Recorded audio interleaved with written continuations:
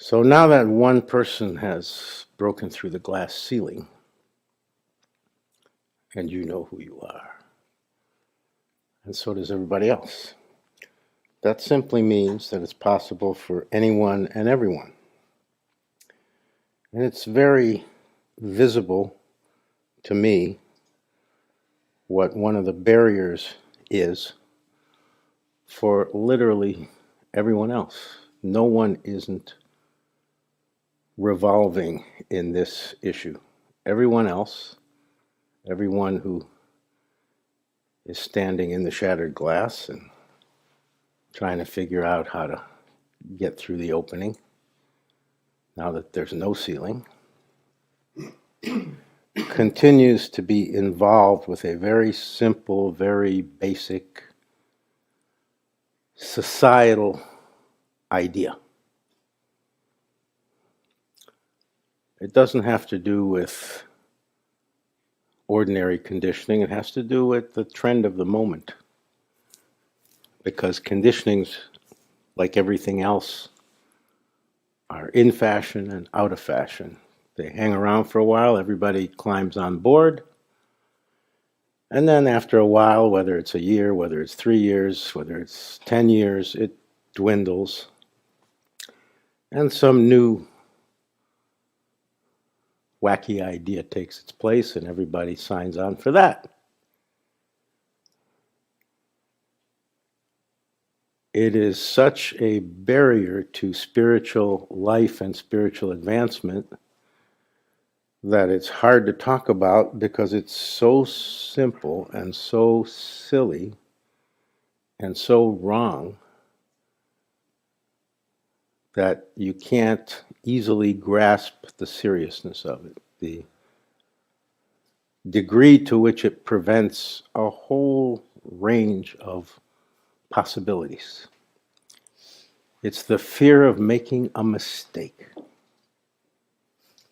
This is rampant, really, and no one else in the United States is talking about this. You will only hear it from me. I have not heard it anywhere. I've not even heard it obliquely referred to. Where have you heard people talking about, or anyone saying there's an epidemic going on in the society, and the nature of the epidemic is a simple fear, non-willingness to make a mistake? This wasn't going on 20 years ago. It wasn't even going on 10 years ago. There have always been people in the last 500 years. There have always been people who carry a kind of a hesitation to act because they may look foolish, because they may make a mistake, because what they do may turn out to be really, really the wrong decision. Therefore, they twist and never make a decision. That used to be a person here and there.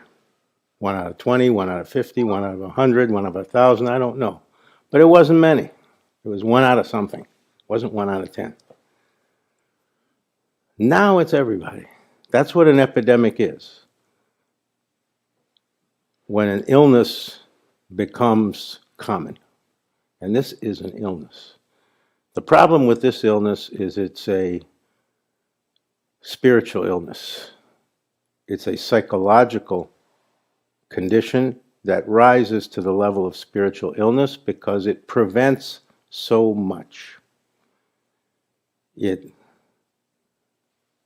keeps you absolutely glued to the mental level, as if you're in cement boots and can't move anywhere else. It is far more significant than it sounds. Fear of making a mistake. Doesn't sound like a big deal when you simply name it. But I'm simply wanting to point out to you that it's a very big deal. It hampers you in life and holds you back, and it hampers you in spiritual life and holds you back, and it's the second one that matters. It's the second one that will have true and significant effects. The first one, that fear operating in your worldly life, so-called, is not going to affect anything other than how your life operates. But I'm not really concerned with how your life operates. I'm concerned with how your spirit operates. And on that level, this is a really, really important issue. So, a requirement of a spiritual seeker, a requirement of a disciple, a requirement of trying to move for real toward truth, trying to go for real on the road to God, trying to actually be more in reality, trying to find out what reality really is. A requirement of that process or any of those processes is that you be willing to be a fool, is that you have no ego attachment to looking foolish. You have no ego attachment to being seen stark naked with all your birthmarks and flaws and cellulite and extra necks and extra stomachs and extra flab and extra everything. That you be willing to be utterly naked when everybody else in the room has on 8 layers of clothes. Because you came into this world naked, and to go to God, you have to go naked. You have to go as you came. You have to be attired correctly. And the only correct attire for the road to God is no attire, no false front, no attempt to hide, no embarrassment to be the flawed human being that every human being is. Show me a human being without flaws. There's never been one. You can name the greats of all time, the best among us who've ever lived, the Jesuses, the Buddhas, all of them. It's easy to identify their personality flaws, their humanity visible. That's all it is. Your flaws are just your humanity made visible, and you can't hide it. It isn't possible to make your flaws invisible. The problem is you see them as flaws. Flaws is the right word, but the wrong connotation. You have to take the word flaws in the right way, which is you aren't mistake-free and misperception-free in every way. That's what flaw means. It doesn't mean something's wrong with you. It doesn't mean you have a dire condition. It simply means you can't meet the standard of I'm an ideal human being. It doesn't exist. Human being means the ideal isn't possible because there's so much potential. There's so many levels. There's such a degree of richness that there's no way every surface can be shiny. Every piece can be clean and bright. There's no way. It's not the definition of human being.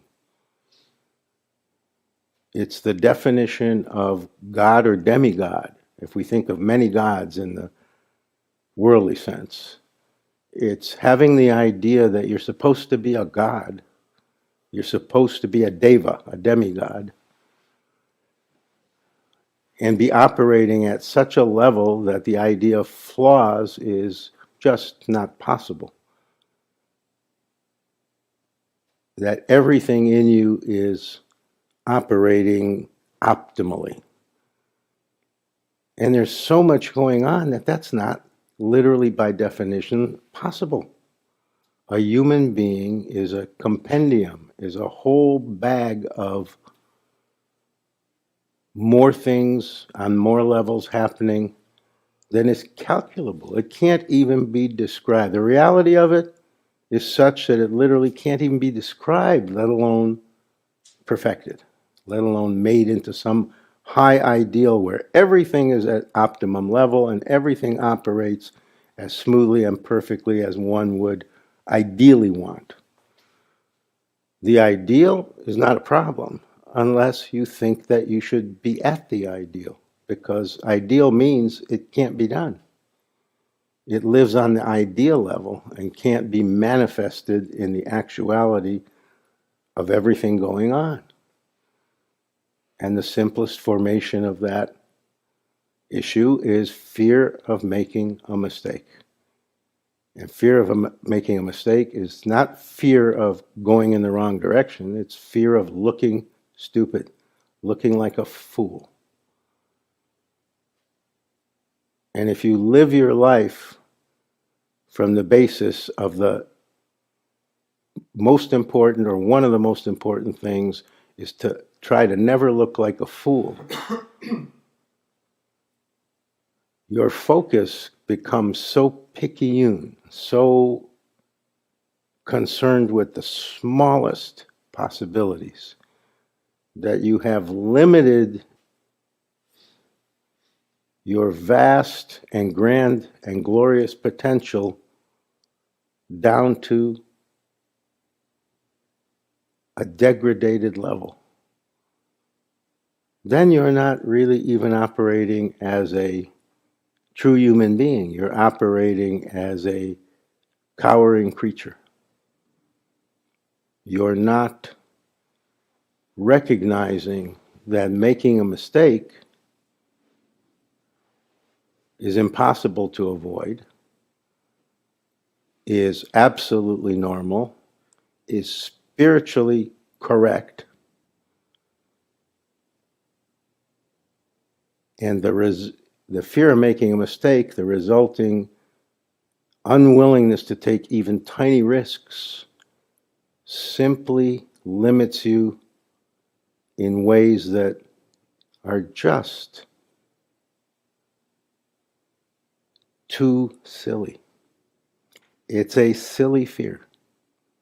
It's a mind-generated, culturally supported, right now, false notion that it matters. It doesn't matter. What does it matter if you make a mistake?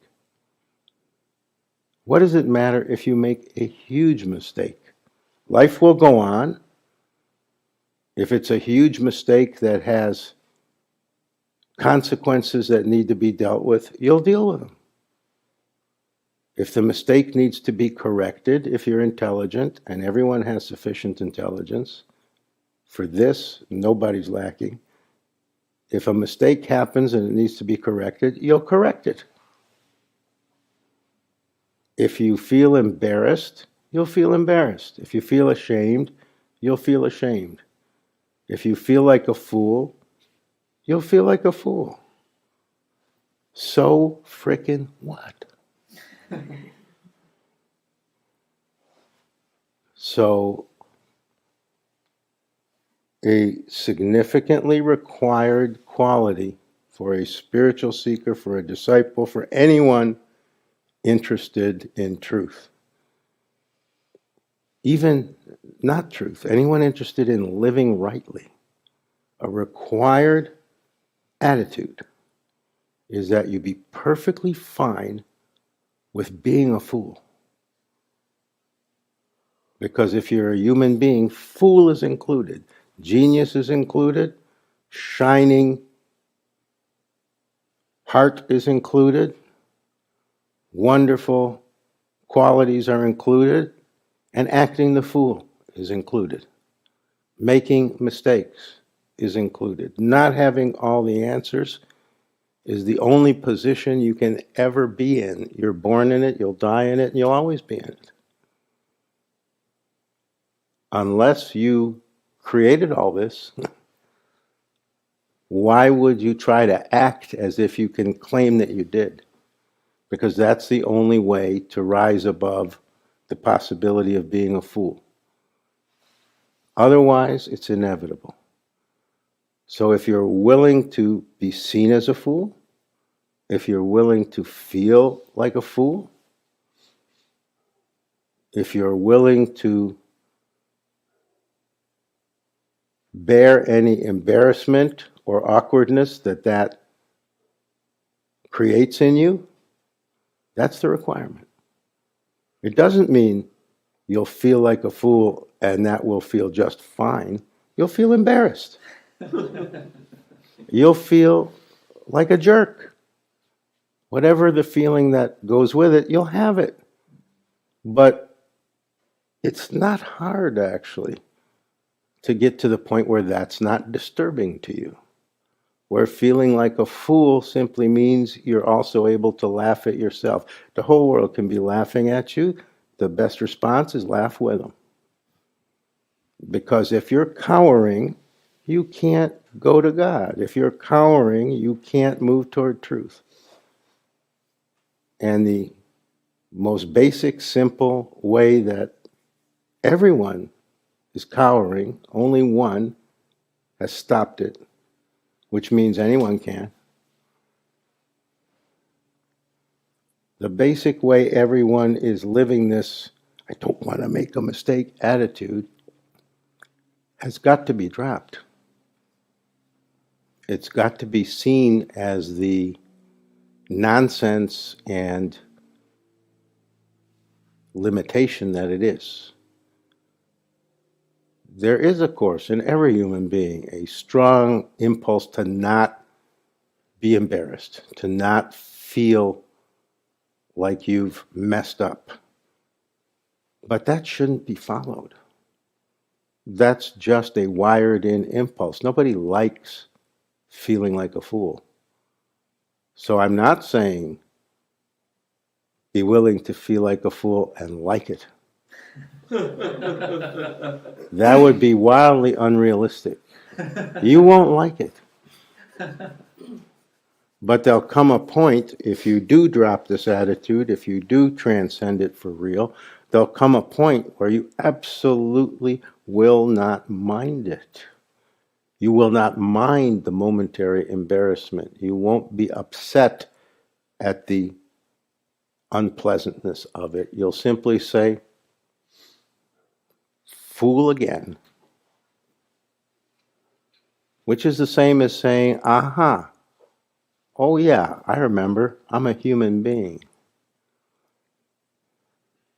I don't have a map for every situation that I find myself in. I don't have a owner's manual for every possibility. I'm flying blind and I'm doing the best I can. And that situation guarantees mistakes, guarantees feeling foolish, guarantees being embarrassed. The only question is, are you willing to be stark naked?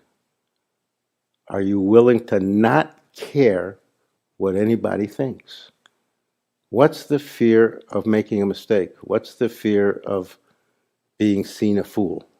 It's the fear of other people's opinion, other people's view of you. You can't afford that luxury. You cannot afford, on the road to God, you cannot afford to give one flying fuck what anybody else thinks. Anybody. You can only be using your true homing device if and when you get to the point that the only opinion that matters is what God thinks of you. If you're concerned with what other people think of you, you cannot be actually concerned with what God thinks of you. If you're concerned with what your immediate supervisor thinks of you, you cannot be concerned with what the company CEO thinks of you. Your focus is too narrow. Your level of concern is too low. So one way to deal with this is you transfer your concern. You transfer your concern for what do people think of me into what does God think of me, and forget about all those people. And it's easy to see without even thinking about it for more than 5 seconds that if you're being a fool, if you're making a mistake, God's opinion of you is not going to be drastically affected. In fact, it won't be affected at all. His opinion will be based on how willing are you to be naked. If you're doing this, his opinion goes down. If you're doing this, and it isn't a pretty picture, and it never is, his opinion shoots up because his opinion is based on your willingness to be who and what you are. When you're afraid of making a mistake, you're saying, I'm not really okay with this idea that I should be accepting of my humanity. And when you're not accepting of your humanity, what do you think God's opinion of that is going to be?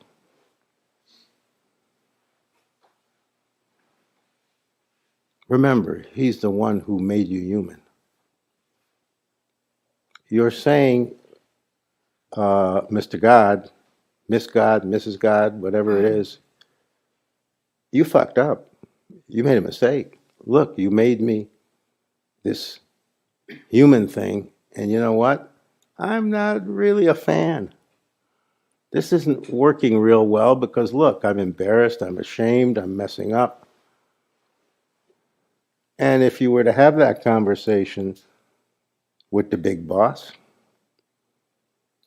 his response would be, listen to what you're saying, it's idiotic. If I made you a human being with everything that that includes and means, why are you complaining to me that it should be different? Why are you saying that that's not good enough for you? Why are you saying that somehow I've come up with a flawed design? Do you really think I do lousy designs? Do you really think I have production accidents? Do you really think that everything isn't market tested to the nth degree? Do you think you were rolled out as a product before its time? I developed you correctly, so your complaint is inappropriate, not respectful.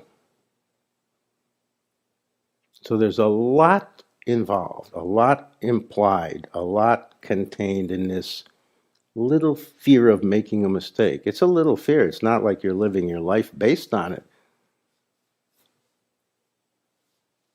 But it's like having a thorn in the soft spot of the sole of your foot. It's the tiniest thing. It's not going to kill you. But man, you can really feel it, and it really impairs you. When every step you take, it hurts, and you're all sensitive, and you feel like the pain is shooting up through your whole body, even though it's this tiny little pinpoint thing. That's how it operates, this fear of making a mistake. It's a tiny, tiny sliver that affects every moment, everything you do. Every action you take, every moment of experiencing, you're aware of this sliver. Not consciously aware in the sense of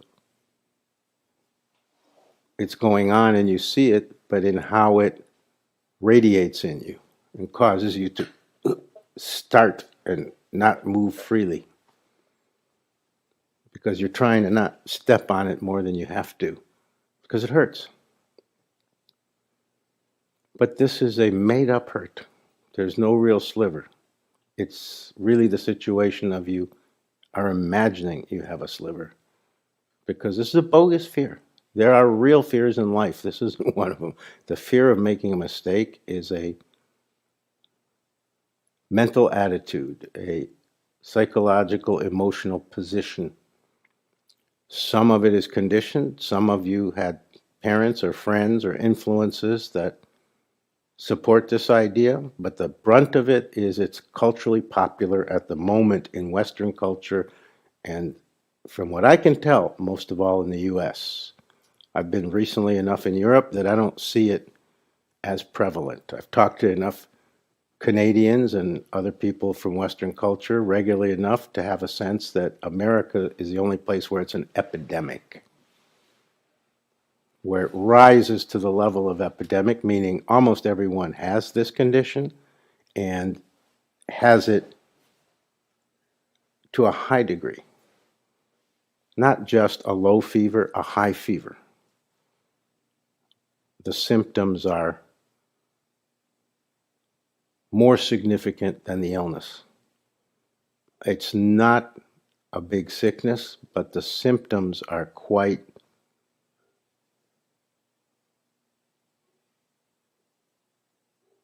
affecting you.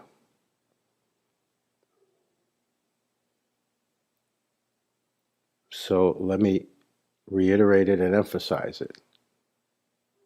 It's required if you want truth, if you want God, if you want reality.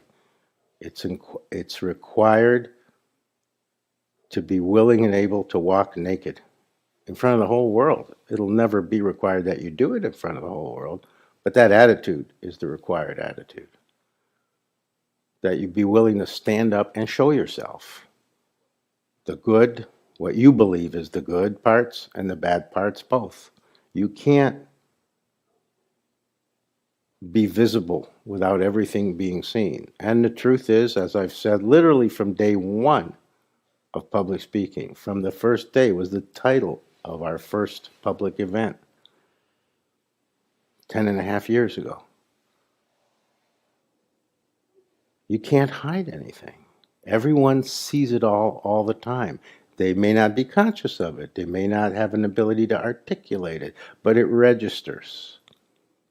Everyone has so much intelligence as a human being that they see everything in you every time you walk in the room. They just aren't probably aware of it. But it registers in the human psyche. It's like everybody is Superman with X-ray vision. So what are you worried about being seen naked? Superman sees you naked every time you walk in the room. And that's everybody. Superman is everybody. Everybody has X-ray vision. Everybody sees you in your totality because that's what you're transmitting all the time. You have no ability to transmit other than all of you. Everything in this universe is structured that way, has that element going on, that everything is always transmitting its whole self, showing its whole self, showing up with its whole self. You can't show up with part of you. You can only fool yourself into thinking you're managing image, you're showing something and hiding the rest. That's your delusion. Only all of you can walk into the room. Only all of you can open your mouth. Every time you say anything, it's holographic. You're saying everything about yourself every time you say anything. Every glance shows everything in you and about you. It just isn't understood in normal, everyday ideas that that's going on. The idea is you can manage your image, you can hide things, you can bring out the best in you and kind of hold back the worst in you so people won't see it, or your fears, or your flaws, or your dilemmas, whatever it is. But that's your false notion. Everybody knows everything. Unconsciously and in the universal mind, everyone knows everything. Every time you say hello, your whole self is transmitted in that hello. What you consider good, what you consider bad, what you're ashamed of, what you're afraid of, it's all there. Because you're always all there. There are no partial yous, there's just you. There are no separable parts that can be pulled out. All of you was born, all of you will die, all of you lives every moment. Not some of you and the rest that you're hoping is being sufficiently held back or hidden or not viewable. The fear of making a mistake obviously has in it the fear of being seen. The unwillingness to admit that you might not be exactly everything you always hope to be. There's nothing wrong with that hoping, but it's foolish to think it's achievable. It's foolish to think it's manageable so that others will see only what you want them to see in you.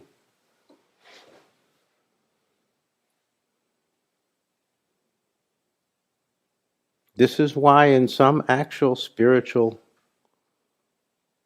traditional ways, really long established religions, the main practice is nudity. The main practice is you never wear clothes.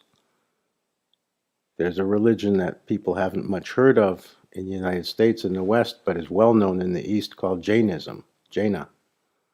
Osho was born into a Jaina family. And Jain monks, the Jain Orthodox, those who are religious and want to live the religious life, live naked.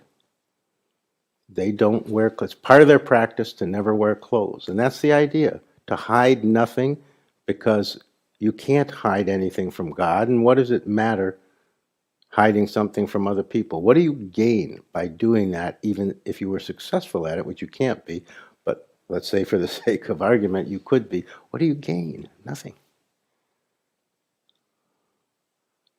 So they don't live it as a nudism, they live it as a day-to-day, moment-to-moment reminder that you cannot hide yourself. That practice in Jainism is actually simply the same as having a photo of your guru, as a reminder of your spiritual intention. So they go naked, they renounce clothing for the rest of their lives as a practical reminder that naked I was born, naked I will die, and naked I go to God. It reminds them that they're on the way to God. But every spiritual seeker, every disciple has to be a Jain, has to adopt the practice of total nudity. Nothing to do with wearing clothes or not wearing clothes. Psychic nudity, the nudity of the psyche, being willing to be exposed and seen, not trying to hide anything, which is a futile attempt and wastes your energy, makes you feel small needlessly, makes you feel like you have something to guard, and there is nothing to guard. You are as you are. What sense does it make to guard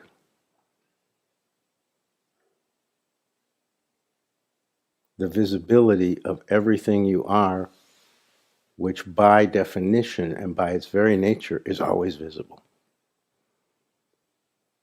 Now, you want to talk about being a fool? That's the real foolishness. So I haven't stressed this. I've mentioned it along the way, all through, from the first day till today. But today, for the first time, I'm stressing it in a big way. Because everyone is, to one degree or another, involved with this false concern, needless concern. And now one person has been able to get beyond it, which means the way is paved. It'll be much easier for the rest of you now to get to that position, get to that attitude. But of course you won't do it if you're not told that that's where you need to get to. That's a required threshold, a meaningful and necessary step. So that when you come to Satsang or any ICODA event, you're willing to, when you speak to me or even speak to your co-disciples or co-friends, you're willing to not waste time managing your image. You're willing to just speak what's going on in a naked way. That will also have a big effect. You'll get much further because so far you've been practicing limited communication with me. You've been trying to manage your image with me, which is even more foolish because you can't hide from me. You can't hide from anybody, but most people will not be conscious of what they're seeing in you. I know what I'm looking at. It's not being registered unconsciously, it's being registered consciously.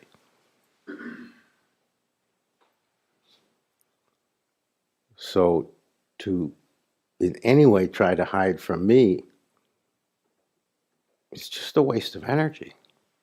And you're telling me when you do that you're not ready for me to give you everything I can. The result is I give you what you're willing to take, which is far less than I would like to give you.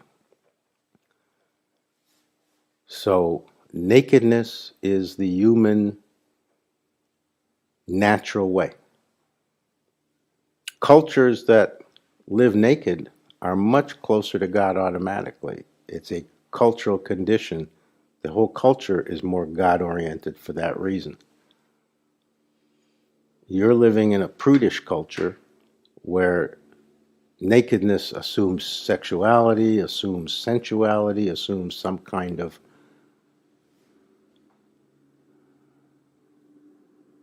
aspect that has nothing to do with simply being yourself naturally and not being ashamed of your actuality, not being embarrassed about any aspect of you. And the proof of the non-dangerousness of it, the benignness of it, is easy. Just think, what is your attitude when somebody else inadvertently acts foolish? Do you have a big judgment on them? If you see that it wasn't their intention, there's no bad intention in it, they simply made a mistake, they simply didn't know. Think of yourself. What happens? You almost immediately are compassionate. You almost immediately, if it's an affront to you even, you almost immediately forgive it. You go there, no big deal. But you don't apply that to yourself. It doesn't occur to you that if that's your attitude, then when you're a fool, what do you think other people are going to be doing in response? They're going to have the exact same feeling. It kind of makes you more lovable. It's kind of endearing. Yet your approach is, I'll be judged and I'll be, in a sense, condemned if I look the fool, if I make a mistake. So there's a simple way to remember it. God only opens the door to people who are willing to be fools. You have to go as your best self, and your inner fool is included. The unwillingness to be naked is not your best self. That's your fear-based self. That's your ignorantly believing you can hide something self. Your best self doesn't mean your more perfected aspect. It means you as you are. And you as you are obviously includes making mistakes, obviously includes moments in life of feeling like a fool. You cannot live a human life and not feel like a fool often.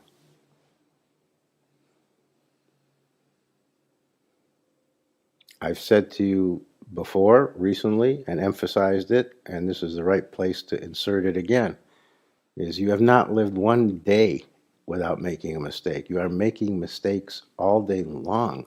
You just aren't aware of them. And most of them you'll never become aware of. Some of them, in hindsight, a year from now, a day from now, a month from now, you'll look back, oh, that was a mistake. So factor that in, that it is not possible to get through a day without making mistakes. In fact, it's harder for you to believe, so I don't need you to accept this, but I can tell it to you simply as factually so, and I know it to be so. You can't get through an hour without making mistakes. And I'm not going to tell you how many you make in an hour. Because you have idiotic thoughts, you have nonsense emotions, you have ridiculous conceptions of things, you have weird attitudes. All of these when you experience them in operation, you feel are mistakes. When you're aware of them, when you are living them, they feel to you like mistakes. Most of the time, they're unconsciously going on and you're not paying attention and your awareness isn't broad enough yet.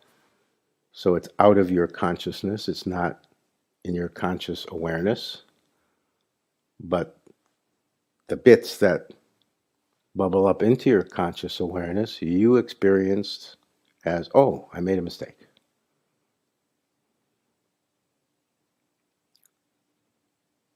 Give it up. And be happily, optimistically, cheerfully, willingly ready to be experiencing yourself as a fool at any moment. Only fools get to God. Only very intelligent fools get to God. Only very, very happily naked people get to God. Only people who are willing to say, hey, look at my big fat butt, get to God.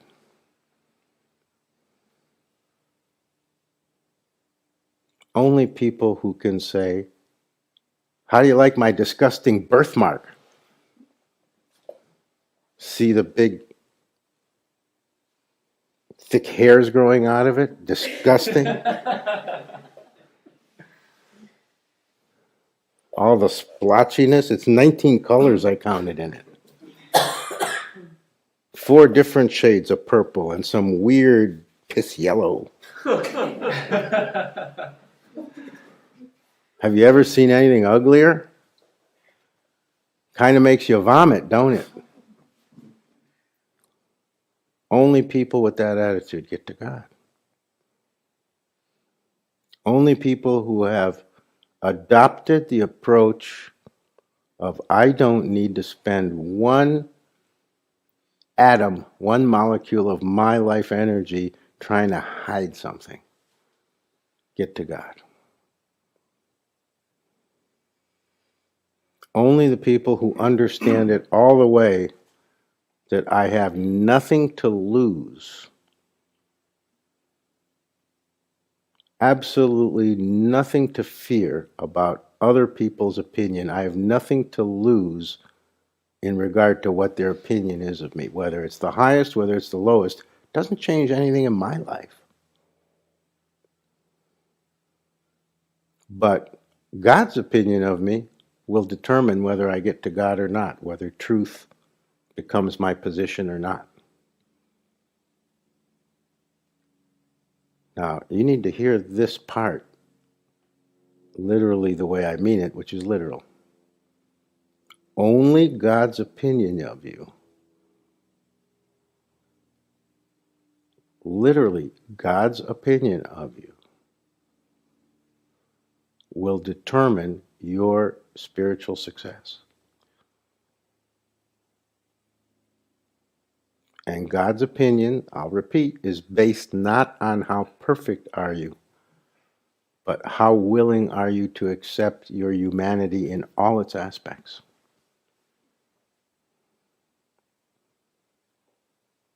Because if God's opinion of you is high or improves, more grace comes your way. If God's opinion of you is still trying to hide, don't wait for grace. It ain't coming. Grace is waiting for you to show yourself fully, for you to be less concerned with opinion, your own and others. Grace is ready to flood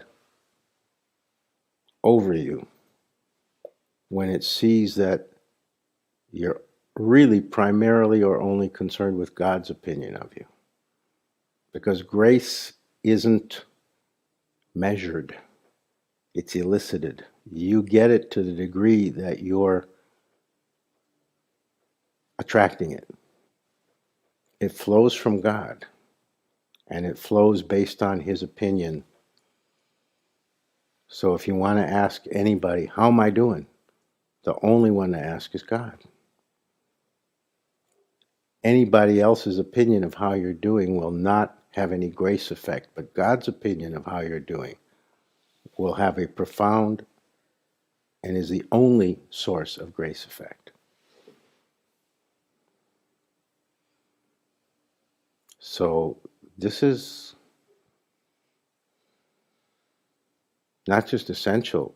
You can hear when I explain the grace aspect how big this is. Your fear of making a mistake is saying no to grace, keeping grace out. Grace only comes to those who make mistakes fearlessly, take risks unhesitatingly, and walk naked willingly.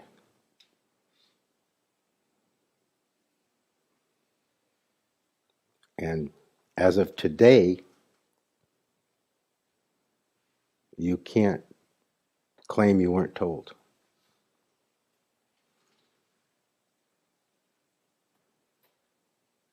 So every time you walk in the room, I'm immediately determining how naked are you? How willing are you to be mistaken or make a mistake? It's part of the seeing of the guru function. Just like God is concerned with it, I'm concerned with it. I have to be. I'm working for him.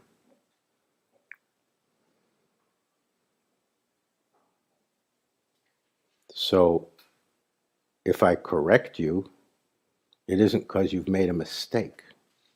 If I correct you, it's to make you more acceptable to God. There's only two corrections: to make you more acceptable to God, so that you're not operating in a nonsensical way on that dimension, or to enhance your spiritual possibilities so that you're not holding yourself back needlessly in big ways that are based on small things. Small actions, small attitudes, small behaviors, small statements that have big spiritual effect. So please don't take correction as an accusation that you're making a mistake. Correction is redemptive and supportive. It is not correcting a mistake, it's correcting your position of the moment so that you're in the best possible position. It literally has nothing to do with human logic. It's metaphysical and guru function only. So it'll make no sense to you. I may tell you to sit 1 inch to the left. I may tell you to hold your fork slightly different. I may tell you to take off your scarf.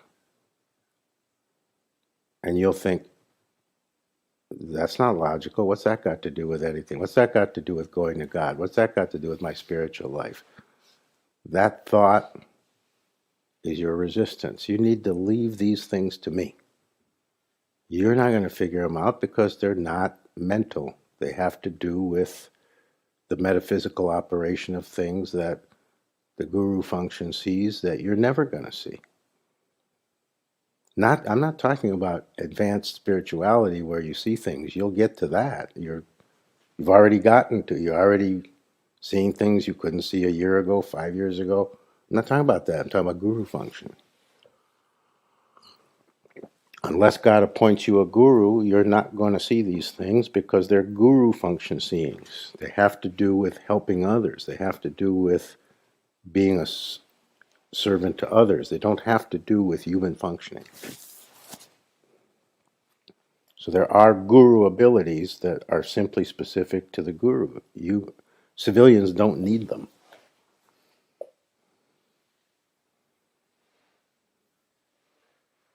And if you had them, they'd be burdensome because they have a purpose, and the purpose is only guru service related. So understand it for what it is. Okay. Your turn.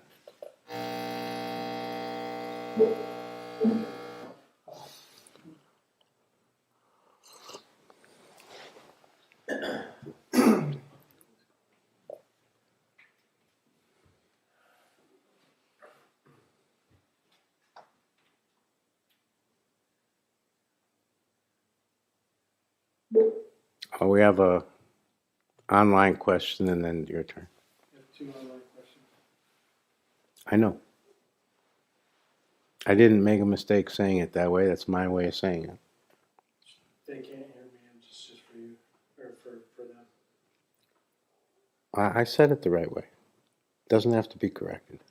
Okay. Who would you like to hear from first, Lila or not? That's your choice. You're the DJ. Howard, we have next up.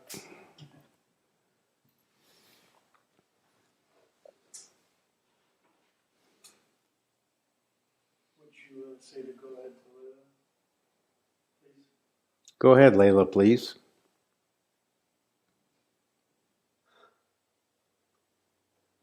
You guys able to hear me? Okay. There you go. So, I that She's pretty far from the microphone. I got mic through for this guy, so you can talk to her directly. I'm not a good person at all. Hey, Lila. A nice, like, look, but inside, Hey, Layla, Bring him down. Carry her up. can you get a little closer to the microphone and start over? can you hear me now? You're still far away from the mic. Get as close as you can to your microphone. She's there. Hello? That's better. Okay. Bring down. Go. Bring down 3. I've made some, like, bad mistakes at my work. I read certain situations wrong. And someone died yesterday.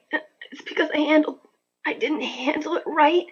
And that's why the topic that you're talking about today is very interesting to me, but I can't help but think that I did things wrong and that's why it happened. Even though I know it's not, I'm like an accomplice to murder. I understand that God was putting me there and everything else put me there, but I just think that there were things that I could have done that were better, and I didn't. So now I'm just realizing how much I suck, and that's all. The only thing you could have done different is get out of healthcare.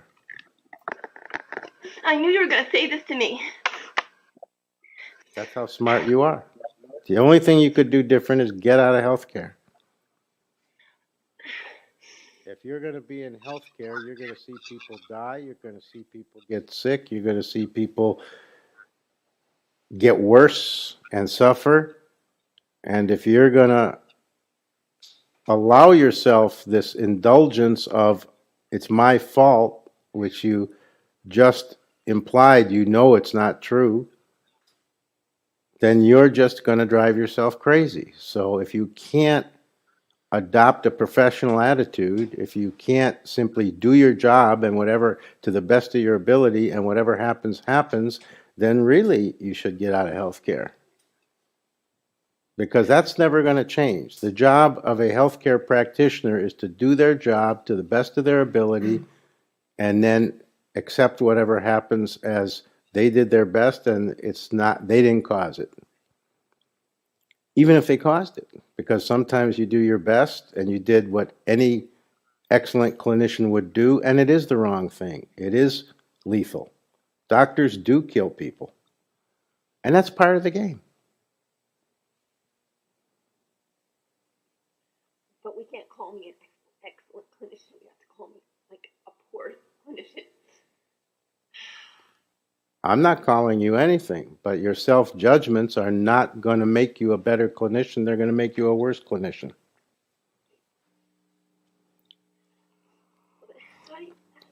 If you blame yourself every time a patient gets worse or dies,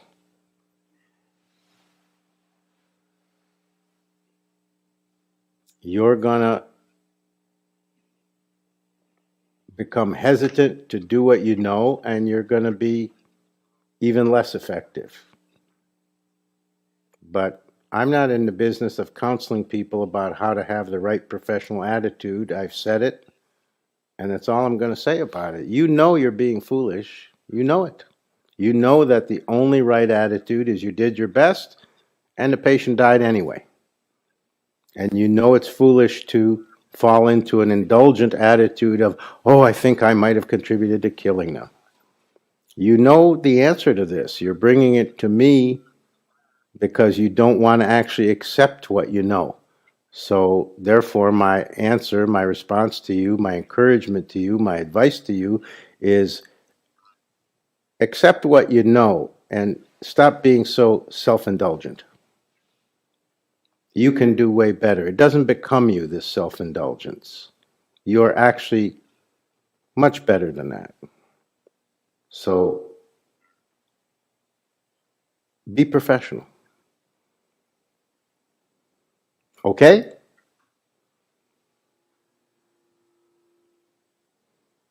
I'm not going to collude with the self-indulgence. I'm going to support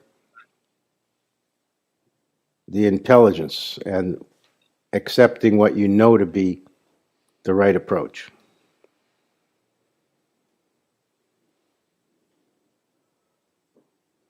Sorry, I don't play poor me.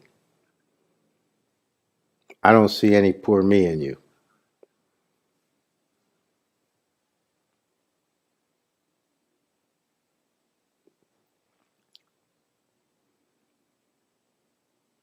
Chew on that, and now we'll hear from Brussels.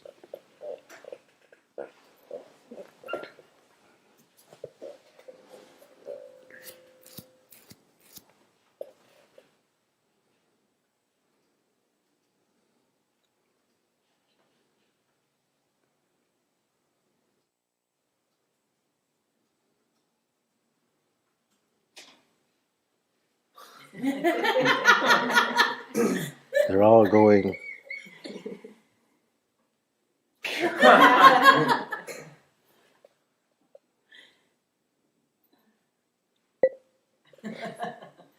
They're working. They're working on it. Hold on, folks. The technical crew is working on it.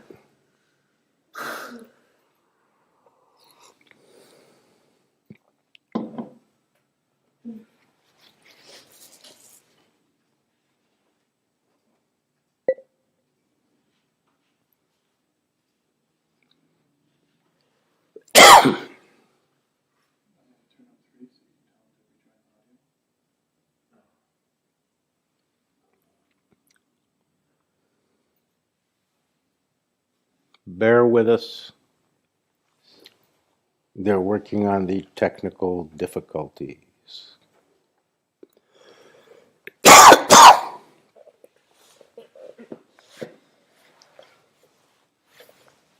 Meanwhile, who's got a deck of cards?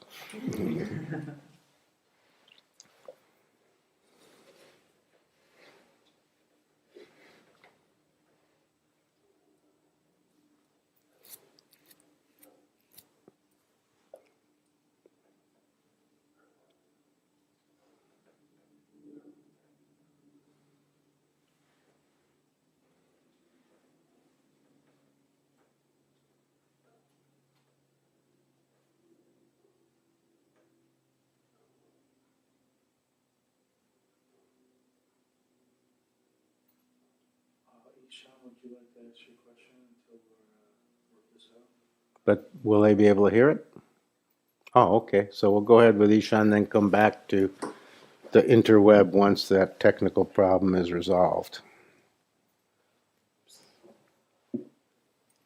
Get my stick ready. So I guess I have a couple of questions and report. Start with the report. Okay. In terms of what I know. And then the report if you listen to yourself, will be the answer to both questions. If you listen, you'll hear the answer.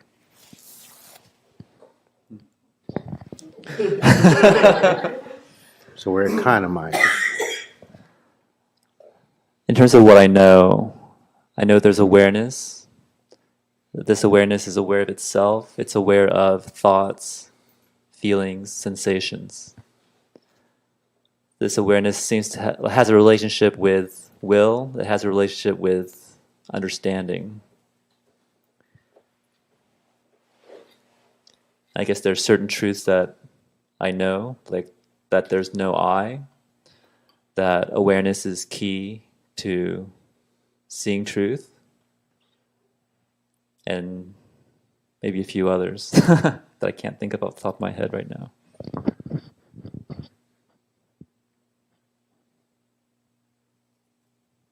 So do you see how those are these statements are the answers to those questions?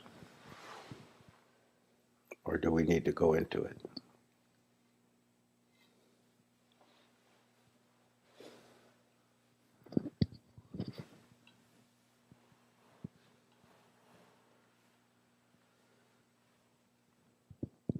I don't see it.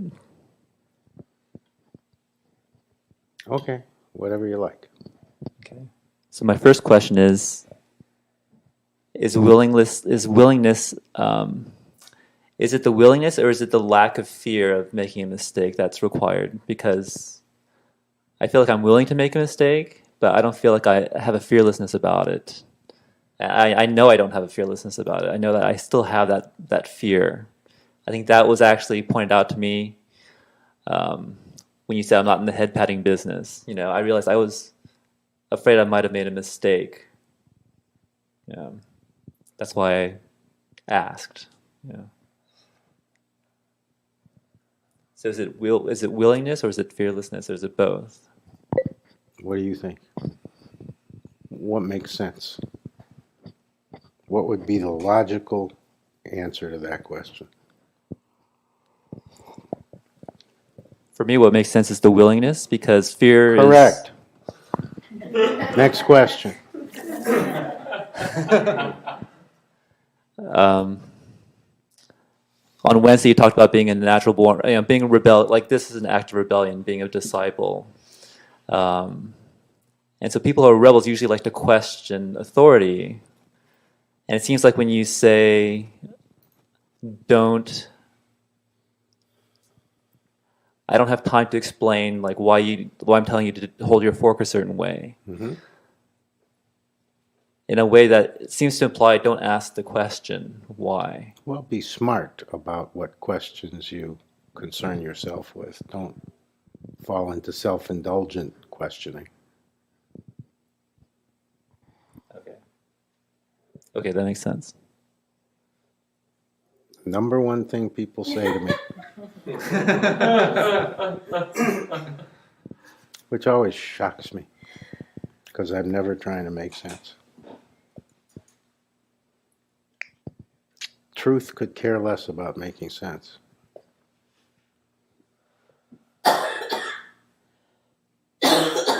But that is the number one thing. Every day I hear it from some pair of lips. That makes a lot of sense. You make sense. That makes sense to me. Yeah, that makes sense. And my inner answer is always the same. Who cares if it makes sense or not? If it's the truth, it's the truth. Or if it's helpful, it's helpful, whether it makes sense or not. But apparently I make tons of sense, which really is not my inner experience of me. I am addiction-free of the need to make sense. That's just mental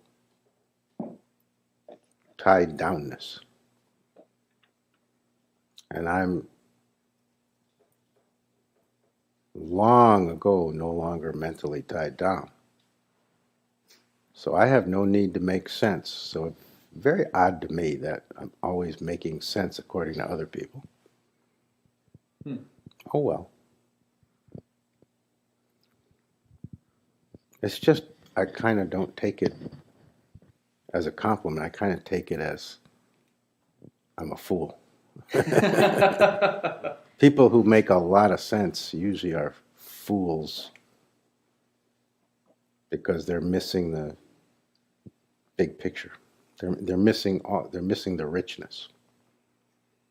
But that's not the way people mean it when they say it to me. But nevertheless, that's how my personality takes it.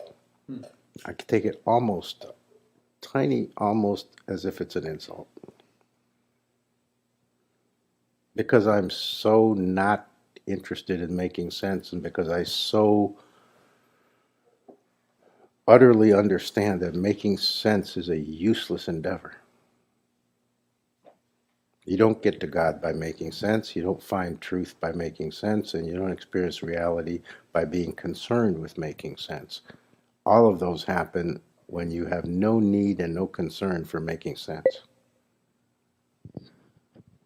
Because making sense is just a mental level value that people seem to have.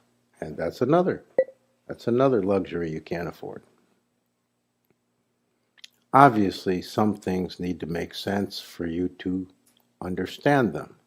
But beyond that, making sense has no value. And the further you go into the transcendent reality, the less and less and less it has anything to do with making sense. And when you're really at the transcendent level, which is not far advanced, it's just fourth chakra. It's not high ground. Then you see that making sense is absolutely not part of that game, not part of moving higher. Making sense is the low-level stuff, the worldly level. Yeah. On the material side, when the focus is the material focus, then there's a value in that it makes sense. Beyond that, there's no value in it. It's the low road.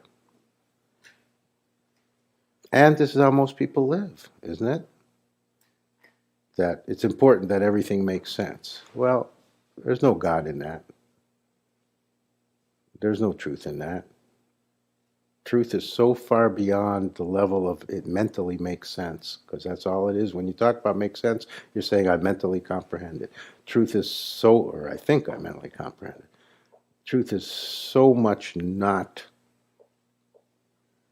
involved with that in any way. That is so beneath the level of truth that for human beings to be overly concerned with it is simply a drag on your energy and a focus that you can't really get anywhere with.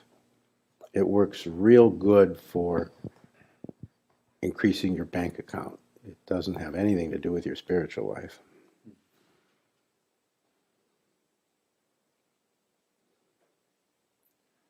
But understanding is important, it sounds like. And understanding does not require making sense or that the understanding makes sense. It requires being clear.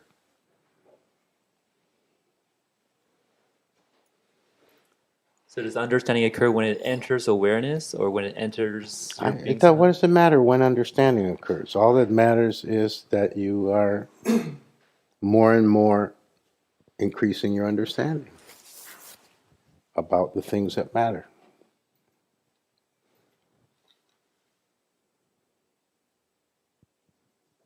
Is the technical addressed? It is. Okay. One last question: is my project on what I know complete? No. Practically haven't started. Okay. All right. Thank you.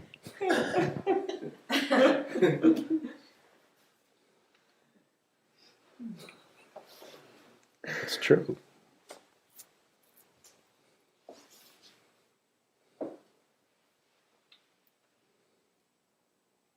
I'm building an airplane. I've got the propeller done. Am I done? No.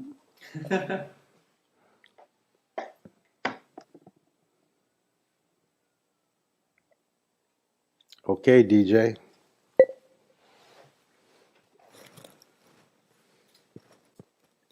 I'm audible.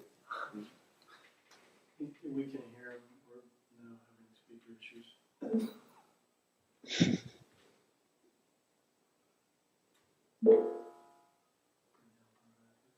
Test, test, test, test, test, test, test.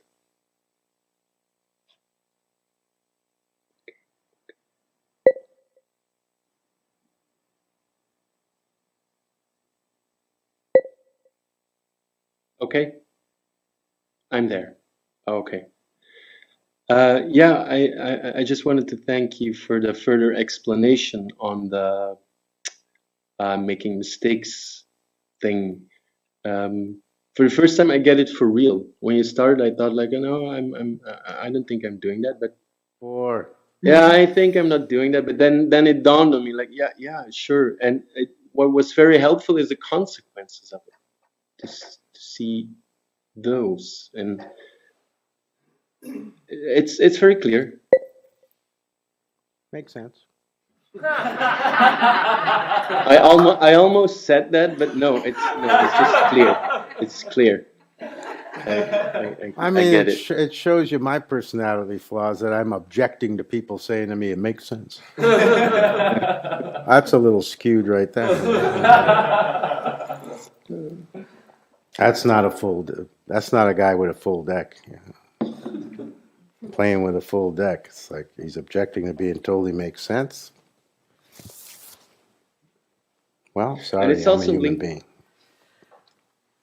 It's also linked to the talk you had on creativity, like spontaneity.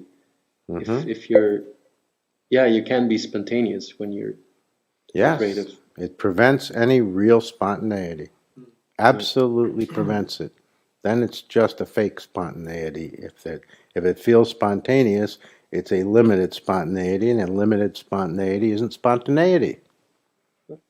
Either that's the naked part. Either it's all hanging out, or it's some kind of hiding going on. There's no other way to say it.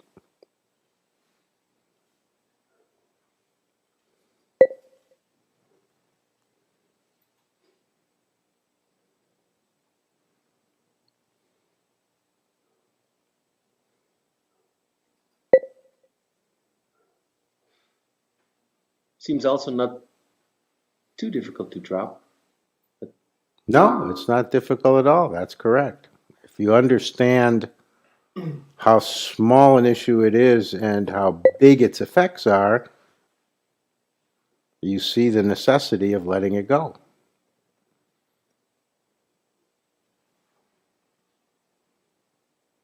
Big things that have small effects don't matter. Big things that have big effects do.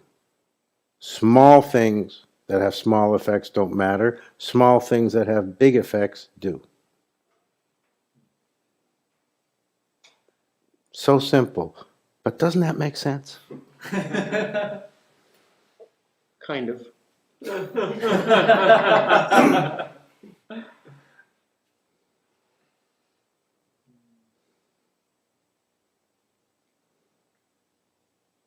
Instead of, people are generally concerned with, is it big or is it small? Is it a small problem? Is it a big problem? Is it a small issue? Is it a big issue? That's the wrong way to conceptualize. That's the wrong way to analyze. The better way for your spiritual life, the better way is, does it have big effects or small effects? Whether it's big or small, what are the effects? Are the effects large? Then it's something to pay attention to. Are the effects tiny? Don't bother. Pick your battles. Prioritize wisely. People are often concerning themselves with things that have very small effects, yet their energy is all involved with fixing it, changing it, making it different. And when they succeed even, and you're not always going to succeed, but when it succeeds, the payoff is so minimal it wasn't worth the effort. It's a wrong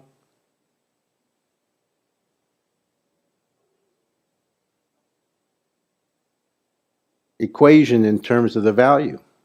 The effort wasn't worth what you get. The cost-benefit ratio is wrong.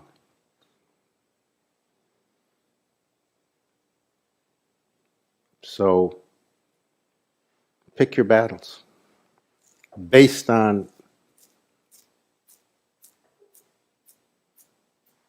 what's the effect, not what's the issue. What's the effect of that issue? These are practical tips that make so much sense. Okay, next.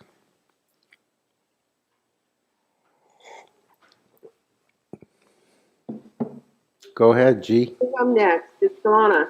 Yeah, you're next. So it's a report. Lay it on me.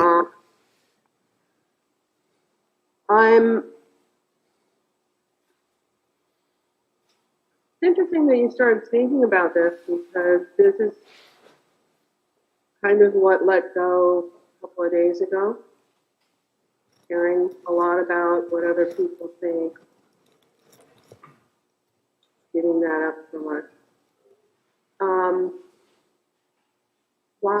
I'm spending a lot of time watching my mind and I'm seeing a really interesting kind of like process going on. When something happens, there's an immediate emotional or mind reaction, like I don't like it, or I'm judging it, or there's something wrong here. And then That's right. That's how it works for every human being. Yeah. So You're speaking for becoming humanity. aware. Yeah, I'm watching it happen more and more, and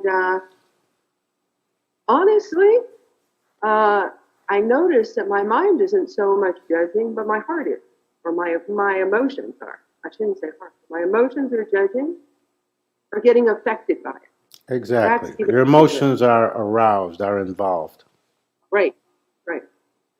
And yesterday, something happened, and that normal pattern happened, and I got nauseous. And at first I didn't like it, and then I thought, this is good. Because instead of indulging it, it made me sick. It made me feel this is indulging, and it's wrong. And it's not helping me at all. Good. So I want to pass it by you, make sure that's the correct response, but it feels right to me. Well, that's why people indulge their emotions, because if they actually handled their emotions or used their emotions to guide them,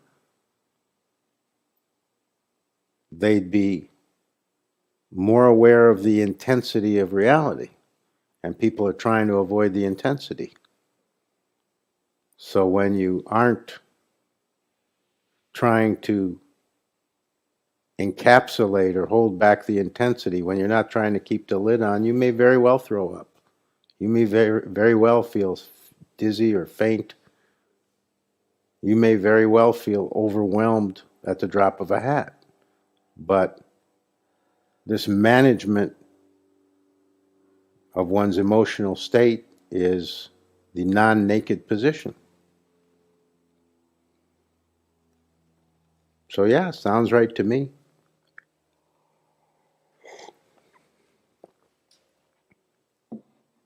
So this is very basic, that we're all having immediate mind reactions and emotive reactions to whatever our experience in the moment is.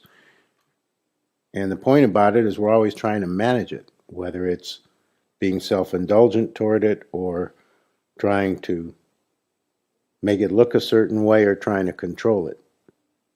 And just a few other basic responses. These responses are all basic and everybody does all of them. So when that is no longer your base of operations, when you're not trying to control the experience of the moment, when you're not trying to manage it as if it was possible for you to manage it, then the intensity of the alive state becomes much more lived, much more unavoidable, much more apparent to you. And then you have to get sea legs for that. You have to adapt to that because it's not what you're used to. But once again, part of the spiritual requirement, you cannot be a spiritual forward mover without this taking place for you. Besides being willing to be a fool, being willing to be naked, you need to be willing to stop managing everything.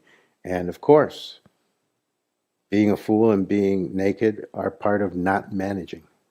Not trying to manage what can't and shouldn't be managed. False notion that you're managing all these things. You are attempting to, so your experience is you're succeeding. But you're utterly failing at it because it can't be done. So your attempts are guaranteed failures. The best you can do is fool yourself that you're succeeding. And that's the basic experience of most people. That's why you're not in, it's a big chunk of why you're not in reality. Because you're busy managing what you can't manage. So that gives you a certain experience that's false. That colors everything in such a deep way that there's no way to be really involved with reality because your energy is all involved with managing on the imaginary level.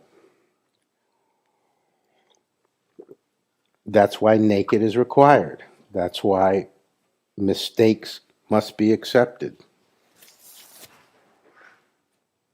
It's actually all related. These questions sound like they've got nothing to do with my speech, but obviously they have everything to do with my speech because everyone seems to be getting it, from what I can tell. And the implications are very far-ranging. So I think you're absolutely right, and you're really speaking for everybody. Everybody could say exactly what you're saying about what you're noticing, and everybody will sooner or later feel like throwing up if they stop that level of trying to manage. You don't even have to stop it entirely. You just have to ratchet back.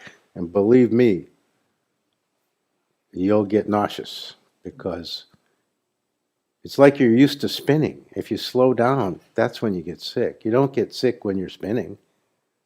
It's when you reduce your speed by 50%. That's when your stomach suddenly hits the wall. Nice Gestapo haircut. I like it. Look at that. Show that. Show Tor's haircut. Hitler Youth. But the earring gives it away that it's not Hitler Youth. But have you seen a more 1936 German haircut than that? Don't go back to that haircutter.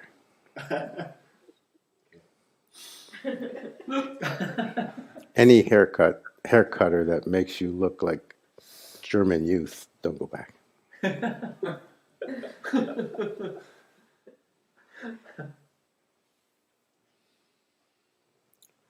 Okay. Are we at our time limit, Mr. Technician?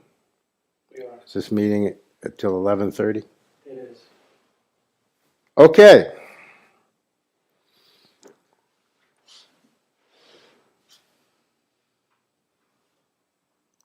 So the great news is the glass ceiling is broken. Someone has easily and for real stopped worrying about making mistakes. It's that simple. And now that that opening is there, that will absolutely tremendously benefit everyone else. So you can take the easy route. You don't have to break through a ceiling. It's been done for you. You should really, really appreciate the one who goes first, because they're the ones who get the cracked skull breaking through.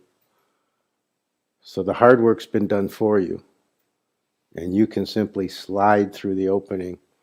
So take advantage of it, because the longer the opening is there and you don't go through, the harder it is for you. When the opening first appears, that's when it's the easiest to get through it. I don't know why that is. It's metaphysical law. It would seem logically that opening's opening and you can go through any time and it should be the same, but metaphysically it doesn't work like that. If you wait a long time, it becomes difficult. The real opportunity is when the prison doors are blown open recently. So take advantage. Get naked, be a fool, and regard it all as a mistake.